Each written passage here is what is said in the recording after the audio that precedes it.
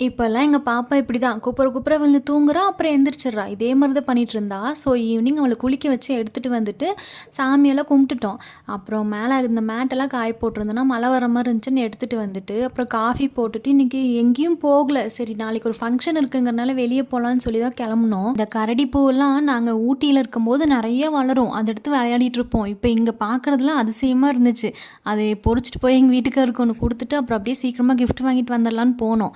எப்போவுமே நாங்க ஏதாவது இந்த ஃபோட்டோ ஃப்ரேம் அந்த மாரி தான் வாங்குவோம். சரி இந்த டைம் யூஸ்ஃபுல்லா எதாவது வாங்கி குடுக்கலாம், இல்ல பாத்திரம் அந்த மாரி எதாவது வாங்கலான்ட்டு, அந்த மாரி கிஃப்ட் தான் பார்த்துட்டுருந்தோம். போறப்பலாம் எனக்கும் ஏதாவது வேணும்னு சொல்லி சண்டை போட்டு வாங்கிருவேன். ஆனா அதெல்லாம் யூஸ் பண்ணவே மாட்டேன். அப்படியே கெடக்கும். சரி இந்த டைம் அந்த மாரிலாம் எதுவும் வாங்கக்கூடாதுன்ட்டு, எங்க பாப்பாக்கு மட்டும் ஒரு பலூன் பாக்கெட் வாங்கிட்டு, அப்படியே கால் வலிக்கிற மாரி ஆக்டிங் போட்டேன்.